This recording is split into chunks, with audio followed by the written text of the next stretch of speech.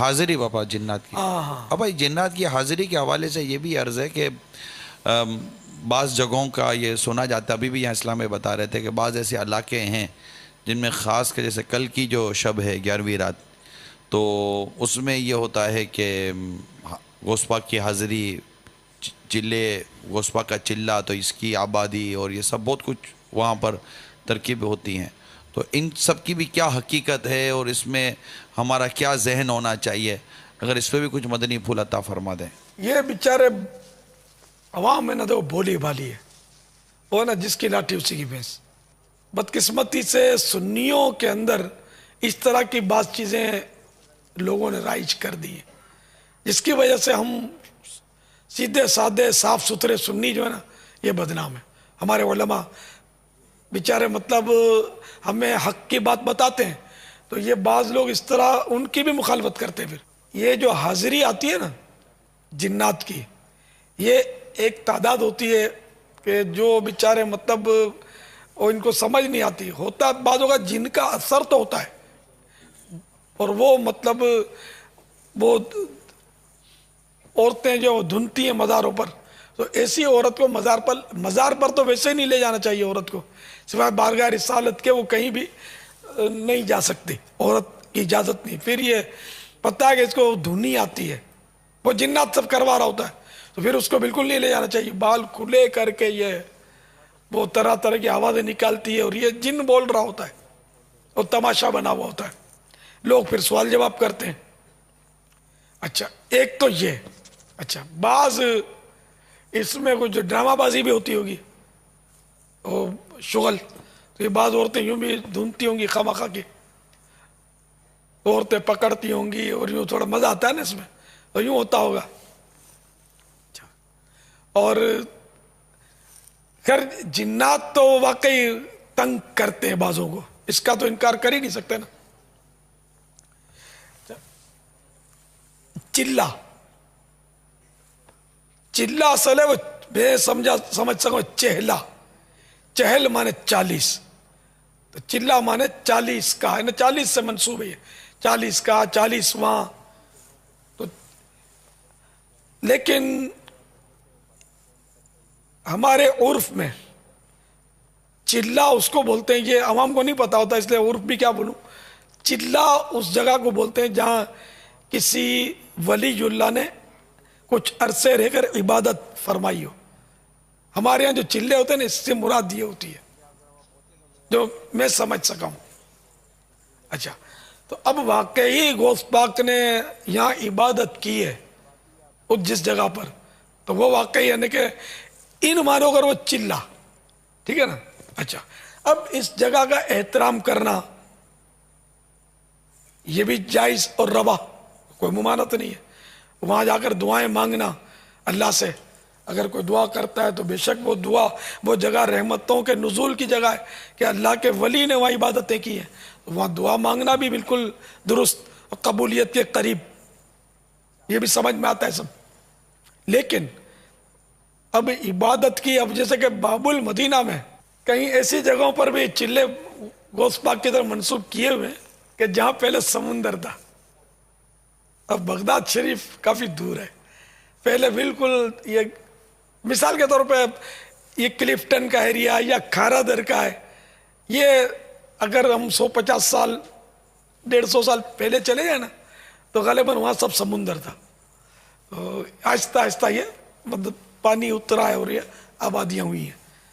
تو اب یہاں غوث پاک نے عبادت کی، اگر عذر کرامت عبادت کریں تو بے شک سمندر ان کے سامنے کیا ہے، غوث پاک کے آگے. لیکن عبادت کی، اس کی بنیاد کیا بناتے پتہ ہے؟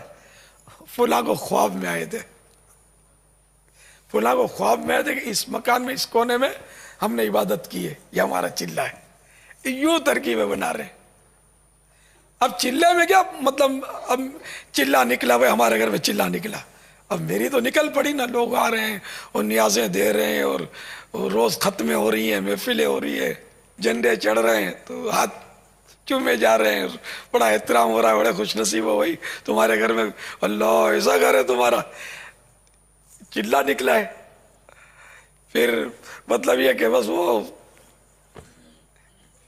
آستانہ بن جاتا ہے اس طرح۔ یہ عورتوں کا جب گھٹ لگتا ہے اور بدنگاہی کے سڑے ہوئے لطف ملتے ہیں اور بس کیا کیا ہوتا ہے۔ تو اس طرح مطلب ہے کہ جب تک کوئی واقعی اللہ کے نیک بندے گواہی نہ دیں کہ ہاں بھائی یہاں واقعی چلا ہے، تو اس وقت تک یعنی خواب کی بنیاد پر تو 100 مرتبہ خواب آ جائے، یہ مطلب خواب حجت نہیں ہے، دلیل نہیں ہے کہ کسی کو ہم کوئی بات کو کنفرم کر ڈالیں خواب کے ذریعے۔ نبی کا خواب یہ وہی پر مبنی ہوتا ہے، نبی کا خواب 100% کنفرم ہوتا ہے، غیر نبی کا خواب کنفرم نہیں ہوتا۔ اچھے خواب اچھے ہوتے ہیں، اس کی برکتیں ہیں اپنی جگہ پر، لیکن دلیل پھر بھی وہ بھی نہیں ہے شرعی طور پر۔ یہاں تک کہ کوئی دعویٰ کرے کہ مجھے حضور علیہ الصلوۃ والسلام نے خواب میں تشریف لا کر یوں فرمایا، تب بھی اس جو یہ دعویٰ کر رہا ہے اس بات کو شریعت کی کسوٹی پر پرکھا جائے گا کہ واقعی ایسا ہی ہے یا نہیں کہ سرکار صلی اللہ تعالیٰ علیہ وآلہ وسلم یہ فرما سکتے ہیں۔ تو اگر چلو اس کو ہم جھوٹا نہیں کہتا، لیکن یہ تو کہا جائے گا کہ اس کو غلط فہمی ہے۔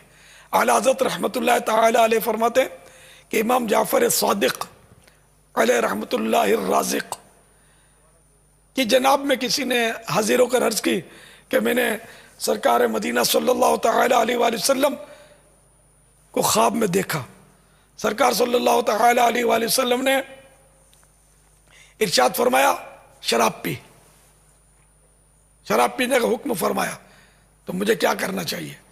تعبیر اس نے آ کر عرض کی، تو چونکہ شراب تو قرآن و حدیث سے حرام قطعی، تو بالکل اس میں تو کوئی اختلاف بھی نہیں ہے، تو شراب حرام ہے۔ تو اب یہ کہ سرکار صلی اللہ تعالیٰ علیہ وآلہ وسلم یہ فرما ہی نہیں سکتے کہ شراب پی، تو اس لیے ان کو اس آدمی کو اس طرح نہیں جھٹلایا کہ تو نے خواب گھڑ لیا ہے، یہ ہم نہیں کہہ سکتے نا، خواب واقعی دیکھا ہوگا تو یہ اس نے ظن رکھنا چاہیے، کوئی دعویٰ کرے چاہے کوئی داڑھی منڈا دعویٰ کرے، ہمیں اس نے ظن رکھنا چاہیے۔ تو آپ نے فرمایا کہ سرکار صلی اللہ تعالیٰ علیہ وآلہ وسلم نے خواب میں تجھے شراب پینے سے منع کیا ہے، تو سمجھا الٹا ہے کہ وہ اجازت دے ہی نہیں سکتے نا شراب کی۔ یہ اپنے مکتبۃ المدینہ کی بہت پیاری کتاب ہے، غوث پاک کے حالات رحمۃ اللہ تعالیٰ علیہ، اس کے صفحہ 55 پر لکھا ہے، حضرت شیخ ابو نصر موسیٰ بن شیخ عبد القادر جیلانی رحمۃ اللہ تعالیٰ علیہ فرماتے ہیں میرے والد نے ارشاد فرمایا، میں اپنے ایک سفر میں صحرا کی طرف نکلا اور چند دن وہاں ٹھہرا، مگر مجھے پانی نہیں ملتا تھا۔ جب مجھے پیاس کی سختی محسوس ہوئی تو ایک بادل نے مجھ پر سایہ کیا اور اس میں سے مجھ پر بارش کے مشابہ نے ملتی جلتی ایک چیز گری، میں اس سے سیراب ہو گیا۔ پھر میں نے ایک نور دیکھا جس سے آسمان کا کنارہ روشن ہو گیا اور ایک شکل ظاہر ہوئی جس سے میں نے ایک آواز سنی، اے عبد القادر، میں تیرا رب ہوں اور میں نے تم پر حرام چیزیں حلال کر دی ہیں۔ تو میں نے اعوذ باللہ من الشیطان الرجیم پڑھ کر کہا، اے شیطان لعین دور ہو جا۔ تو روشن کنارہ اندھیرے میں بدل گیا اور وہ شکل دھواں بن گئی۔ پھر اس نے مجھ سے کہا، اے عبد القادر، تم مجھ سے اپنے علم، اپنے رب کے حکم اور اپنے مراتب یعنی مرتبوں کے سلسلے میں سمجھ بوجھ کے ذریعے نجات پا گئے، اور میں نے ایسے 70 مشائخ کو گمراہ کر دیا۔ میں نے کہا یہ صرف میرے رب کا فضل و احسان ہے۔ حضرت شیخ ابو نصر موسیٰ رحمۃ اللہ تعالی علیہ فرماتے ہیں کہ آپ رحمۃ اللہ تعالی علیہ سے دریافت کیا گیا کہ آپ نے کس طرح جانا کہ وہ شیطان ہے؟ فرمایا اس کی اس بات سے کہ بے شک میں نے تیرے لیے حرام چیزوں کو حلال کر دیا۔ کہ حرام چیزیں حلال کیسے ہو سکتی ہیں؟ تو اس طرح مطلب یہ کہ پہچان لے گے تو شیطان دھوکہ دے رہا ہے۔ واللہ تعالی اعلم ورسولہ اعلم عز وجل وصلی اللہ تعالی علیہ وآلہ وسلم. صلو علی الحبیب صلی اللہ تعالی علی